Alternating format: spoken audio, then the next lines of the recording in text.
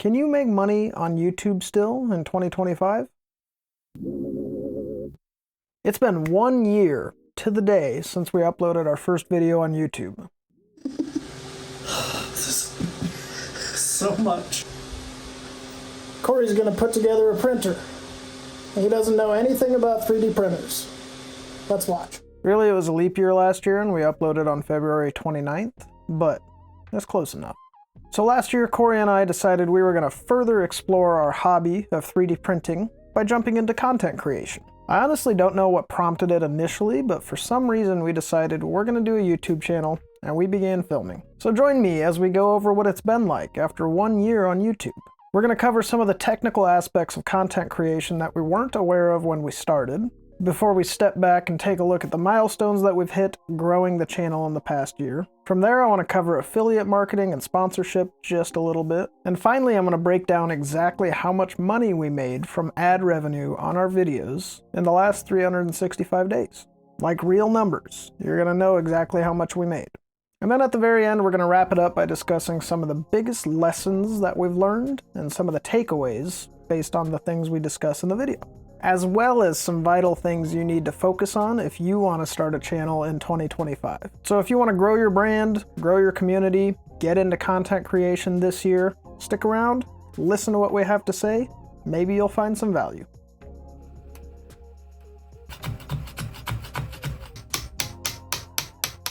So if you're watching this video, chances are you've had the same idea that we had.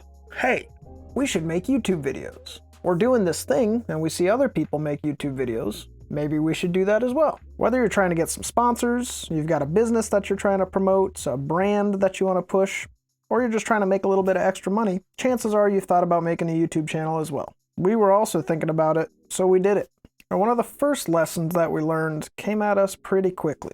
And that was the simple fact that there's a lot that goes into making what I would consider to be a very simple, bare bones YouTube video. Like way more than I ever would have guessed. So for example, initially we didn't consider what kind of gear we would have, but we had an idea of what we might have to build up in order to create a video. In our specific case, we knew we'd be doing a fair amount of commentary, so we knew we needed to at least get a nice mic and perhaps an audio interface to help us capture that audio. So I found a used audio interface on Facebook Marketplace. We borrowed a microphone from my buddy, and that's what we did. That was enough to get us started filming our videos. Between those pieces of equipment and both of our phones, we began. So our plan initially was to film a project video, and then we were going to film commentary over the video after the fact. It was like we were going to make reaction videos to our own videos. The initial video was recorded with no script, no plan, hardly even a direction, no planning to speak of. But the idea was simple enough. It was to have Corey put together an Ender 3 V2 printer kit because I knew it'd be a challenge for him, so it might be an interesting video. Little did we know that the only thing we would get from filming this video is 8 hours of footage and 15 minutes worth of usable content. So that was a lesson that we learned fairly early on. But in this first video, we were also working through other practical aspects as well, like how do we capture the audio when we're working on a project. We didn't have any lapel mics like we do now. Luckily, we've built up to get a nice set of cheap lapel mics, but at this point we were working with no money. So we decided we'd just use AirPods. That might have been a good idea, but it didn't work in our case because the overwhelming hum of having a room full of Ender 3s in the background printing or even just on was going to take center stage no matter what we did. You like that? So that's just one of several examples that really informs what it's like starting something you've never done before. There were tons of little tiny lessons like this that we couldn't learn until we started. Once we were in the space trying to create content, that's when we learned, hey, we got to make sure we schedule all the printers to be done with their jobs when we're filming, for example. And there were a lot of other systems like this that we had to figure out before we could really properly get started. Audio stuff, filming, editing. These are all lessons that we had to fight our way through right at the beginning of starting YouTube. And that's something that you'd likely have to deal with as well, but you won't know until you simply get started. So we recorded our projects, we did our commentary over the top, and we experimented with that format for a while. It didn't turn out to be a very interesting way of presenting information, but it did give us a good opportunity to do some reps, figure out our systems, get some experience. We were able to film our videos, package content, work on our editing, and generally explore the space while we refined the mechanics of our process. Now we gotta do the intro. I could just be like, this is Qidi Prints. Because we kind of have that. Yeah, we do have that in there. Should we do it twice? Today we're gonna watch Corey build a printer. And then like, you cut to, today we're gonna watch Corey build a printer. Corey's gonna put together a printer. He doesn't know anything about 3D printers. Let's watch. Finally, after about 4 months, we amassed a staggering 50 subscribers. And you know what? If you were one of those original 50, comment below. I know a handful of them off the top of my head, but let's see who's sticking around and paying attention. I'd be pretty interested. Now luckily, at the 4-month mark here, things were going to start changing for us just a little bit. So up until this point, Corey and I would meet up, film the video, do our project or whatever the thing was, and then I would edit the video, package it up, put it on YouTube. And we tried all sorts of stuff. We did filament explorations, machine unboxings, we did a whole series of machine modifications, and again, it was a good experience for us. But finally, after several weeks, after 21 videos, we put out video number 22, and it hit just a little bit different.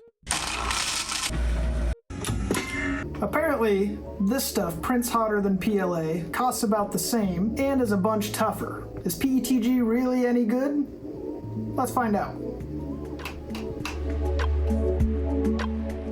Now it's interesting because this video is not very different than anything that we had put out previously, but for some reason it got way more views than our videos typically got. So what had we done that made it so different? There were a couple of things that were different, but generally speaking, everything was the same except for the planning that went into it. You see, with each video that we made up until this point, we were becoming a little bit more intentional about our planning. We prepared scripts of sorts. We laid out the direction of the video a little bit more. We decided we were gonna follow an idea instead of just winging it. But for this video in particular, the combination of a proper introduction at the beginning and well thought out voiceover and scripted movements allowed the video to be much more consumable than anything that we had put out up until that point. So all of that said, it was still pretty rough, but progress was being made. After the success of that video, we doubled down and we decided to script even more, focus even more on the storytelling aspect of it.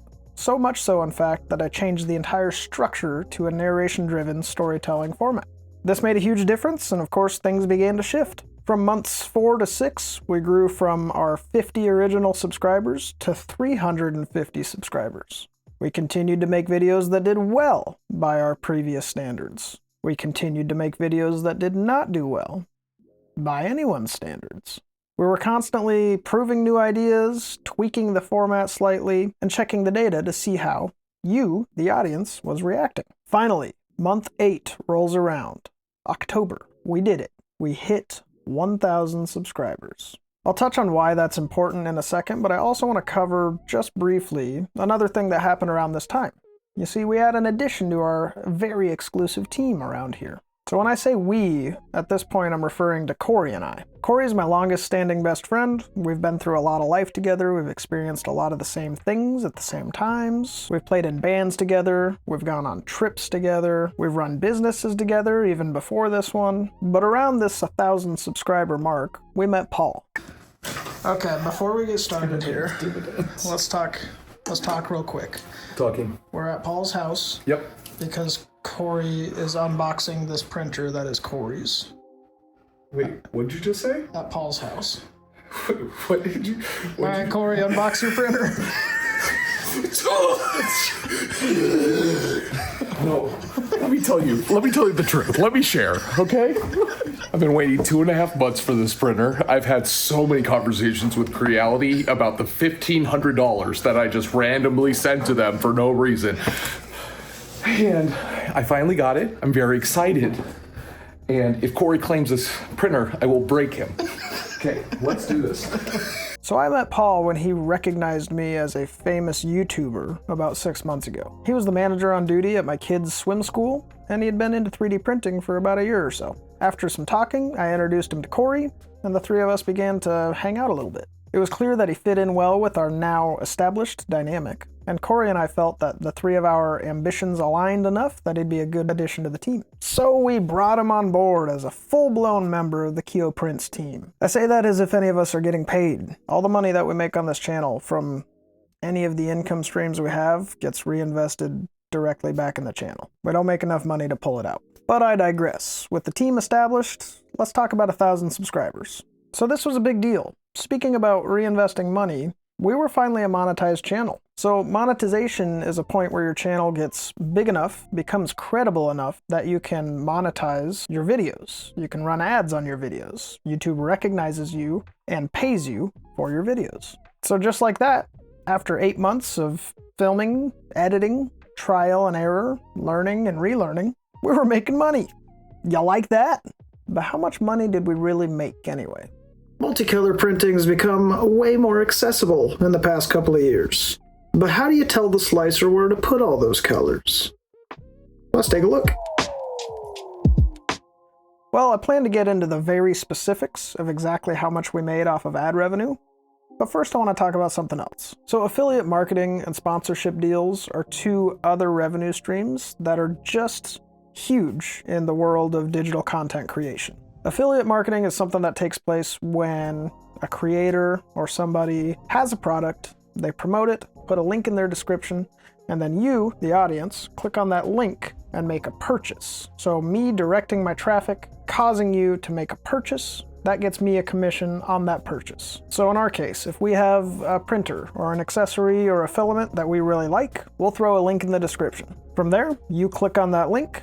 If you make a purchase, since we referred that sale, we get a percentage of that as our commission. Additionally, there's sponsorships. Now, that's kind of like the affiliate marketing one, but you get paid on the front end instead of pushing a link on the back end. This company will pay for you to mention their product or service inside of the video, and from there, if that brings value to you, we've influenced you to check out that product or service. Now for us, the first official sponsorship that we were fortunate enough to partner with was with PCBWay. They've come alongside us in a couple of videos so far, and they are fantastic to work with. But there's another type of support that can come from companies that's not affiliate marketing or sponsorship directly.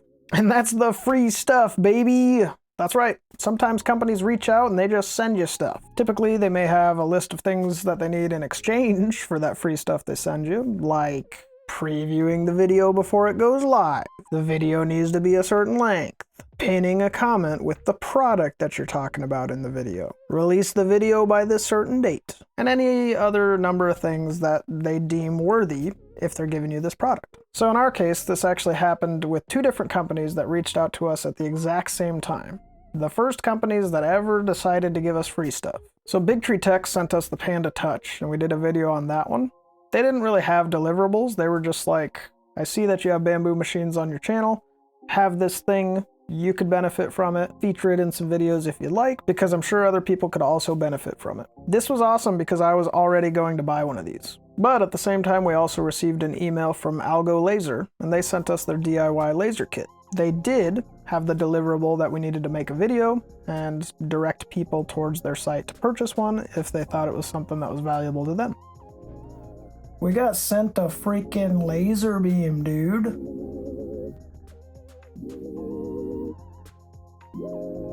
These were both excellent opportunities, and we've been fortunate enough to partner with both of them again, but more on that in future videos. All right, here it is. That ad revenue. Real world, actual numbers. This is what we as a channel have made on YouTube since we began generating ad revenue.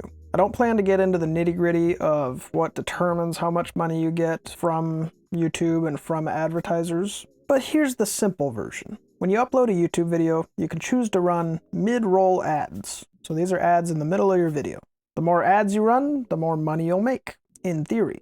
There's a lot more that goes into it, and there's also ads before or after videos too, so it's really not quite that simple. But if you want to really dive into it, you can go check out Think Media's channel. They get into the weeds with all of this stuff. That's kind of their whole deal. Excellent content. But generally speaking, the more ads that get viewed, the more money you will generate. So for our first month, or rather the last 2 weeks of October, because that's when we became monetized, we released 4 videos and 5 shorts. The total amount of views that we amassed during that month was 46,000, and the resulting ad revenue was $62. The next month was our first one with a full 30 days, so we were going to be able to see how this ad revenue generating machine actually worked in a full month. This time we released 10 shorts and 8 videos, so twice as much content as the previous period that we were looking at. That resulted in 750,000 views across all of that content, which can mostly be attributed to traffic on the shorts, but our revenue was $479. So it's not an exact science, because twice the amount of content, 13 times the amount of views, 8 times the profit. See, it's not all the same. Finally in December, that's when we began to hit it a little bit bigger. And apparently in December, ad revenue tends to go up anyway because advertisers are paying more to get in front of your eyeballs for the Christmas season, so they can shove their products down your throats and make you buy more things. So in December, we put out 3 shorts and 6 videos. For the 660,000 views, we were able to collect $1,300 from ad revenue. This was a huge deal, and we were freaking stoked. But the Christmas season was over, so does that mean our revenue is gonna fall off now? Well, for January, we switched it up a little bit. We put out 2 shorts, 6 videos. We landed at 812,000 views, which got us right at that $1,300 mark once again. So the interesting thing there is the views increased by 25% or so, but the revenue only increased by 7%. So again, there's a lot of factors that go into determining these numbers. This is just a super simplified look to give you a tiny bit of context.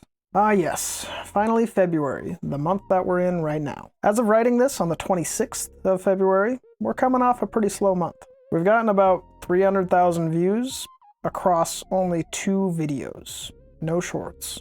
Now this has still resulted in $700, so it's not a bad thing, but it's definitely been a much slower month. Of course, we have this video coming out, and it's still February, so the numbers might change a little bit, I guess. But generally speaking, this is where we're at right now.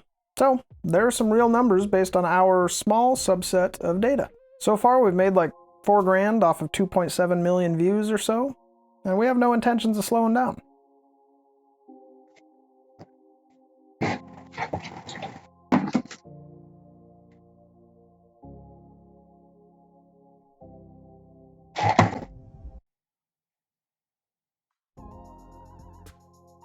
Now, let's get into some practical application if you find yourself wanting to start a YouTube channel. Whether it's 3D printing or something else, likely you're going to experience some of the things that we've already been through. So it's been a whole year. Here are some of the lessons that we've learned relating to the things that we've already spoken about. So when it comes to the actual content creation, there's so much more that goes into it than just simply filming your buddy putting together a printer. Anybody can unbox a product or put something together, but if there's no thought or foresight going on beforehand, the video's gonna fall flat. The product won't prop you up. The gear that you shoot or record with, it's not gonna prop you up. The idea that you have, even that's not enough to prop you up on its own. If there's no plan, there's simply no video, and that's a lesson that took us far too long to actually learn.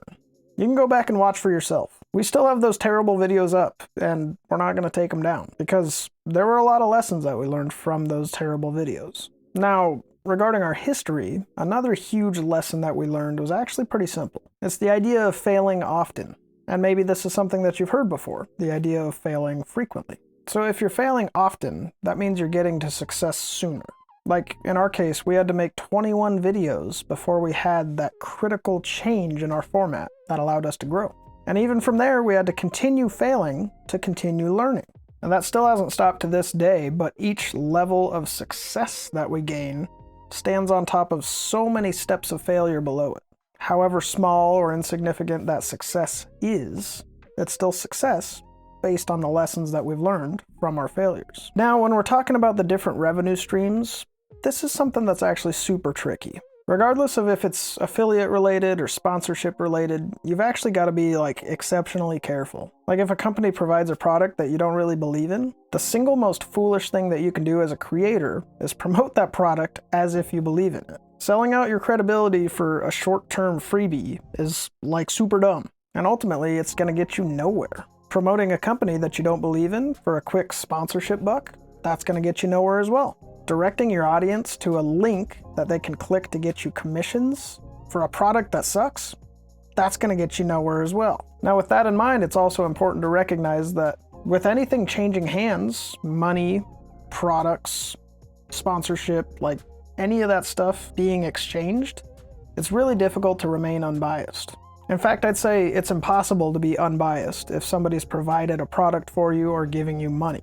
So that's something that needs to be under constant consideration. As a creator, you need to regularly struggle with the conflict of interest because there's no other way around it. It is a conflict of interest. And at the end of the day, you're here because of your audience. Without your audience, your channel doesn't exist. And without your channel being propped up by the audience, there's no ad revenue. There's no free products. There's no sponsorships. There's no affiliate commissions. So be super careful if that's you in this next year starting up your channel. Now all that's to say, thank you for watching us this past year. It's been super fun trying to figure out how to grow this channel, overcome some of the struggles, and generally learn and get to know what you guys are interested in. In whatever capacity that you joined us, we truly appreciate it. We'll do our best to continue to bring you quality content, listen to your feedback, improve our craft, and maybe even provide some entertainment. The last 4 months has seen the channel grow from 1,000 subs to nearly 8,000 subs. So we're looking forward to 10,000, 100,000, and beyond. Bye.